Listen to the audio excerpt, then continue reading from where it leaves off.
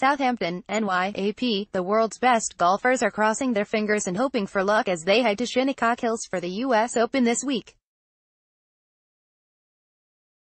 It's not the pin placements or green speeds they're worried about. Not the weather or the depth of the rough either. It's the Long Island traffic that has snarled their commutes to the course, stranding them on 2- and 4-lane roads, staring at brake lights for hours on trips that would otherwise be as short as 15 minutes. It's the worst traffic I've ever dealt with at a golf tournament, said Brian Stewart, a pro since 2005 who left at 6 a.m. for his Monday practice round and still needed more than 2 hours to get to the course. I'm still trying to figure it out. Long a haven for New York City dwellers eager to trade the pavement for the beach, the Hamptons are hardly new to traffic, the morning crawl of builders, landscapers and other laborers on their way to job sites is known locally as the trade parade. But the influx of golf fans, combined with the usual post-Memorial Day growth of the summer vacation crowd, has slowed things even more. Tiger Woods, who is staying nearby on his yacht, Privacy, said he'd heard of players needing up to 3 hours to get to the course. You get a little traffic, you get maybe a little fender bender, it's not inconceivable someone could miss their tee time, he said. A golfer who misses his tee time is disqualified. There are exceptions, but traffic isn't one of them. Jeff Hall, the USGA's top rules official at the tournament, said players and caddies have been warned to leave extra early. Another text was being sent on Wednesday night as a reminder. We all understand what the rules of golf say. You need to start at the time that the committee appoints, and the players, they live that every week. Hall said. They've certainly been experiencing it for the last 3 days.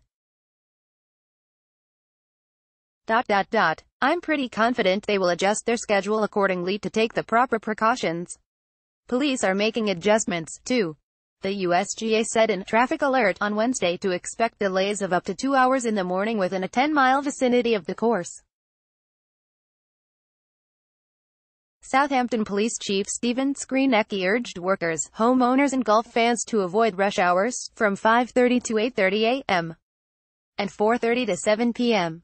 Yeah, it starts early, he acknowledged. Skreenecki said police are adding signs, posting more officers at main intersections and switching some stoplights to flashing mode to help speed along traffic. The flow has improved each day so far and is expected to get even better on the weekend, when the tradesmen are off and the Long Island Railroad has fewer demands from the weekday city commute. It's not perfect, Skreenecki said. But the underlying traffic conditions are such that it's not going to be perfect. Although most golfers are staying at private homes near the course, a couple dozen are staying at the official USGA hotel in Riverhead. According to Google Maps, the 13-mile trip should take 18 minutes with no traffic. Caddy Craig Connolly said it took him nearly 3 hours to get from the USGA hotel to the parking lot by 7:10 a.m. His player, Martin Kaymer, had a tee time at 7:40, and the course was still a few miles away by shuttle bus.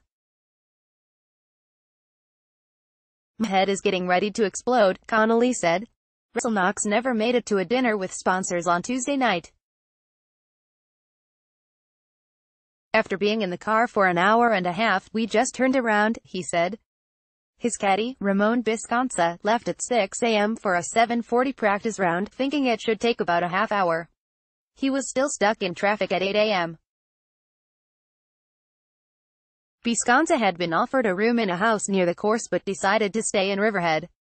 He moved. I called my friend and said, "Do you still have a room open?" he said. Others guessed right. Jason Day avoided the traffic by staying in an RV that he said was 30 seconds from the parking lot. Rory McIlroy said his trip is 3 minutes, door to door. I don't know if we were very smart or very lucky. One of the two, McIlroy said. One of the things about this area is it's a small piece of land and can only take so many people.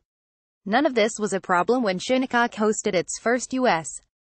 Open. A 2-hour horse and buggy trip to see Scotsman James Foley win in 1896 would be downright speedy.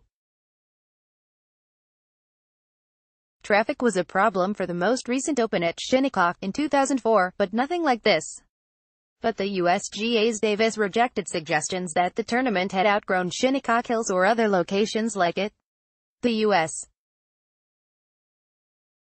Open will be back in 2026 for a sixth time.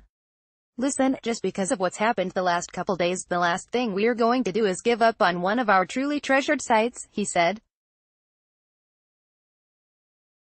We love this place, _____. AP golf writer Doug Ferguson contributed to this report. Close the biggest headlines, delivered to your inbox. Get news as it happens. Sign up for Boston.com's email news alerts. Thanks for signing up.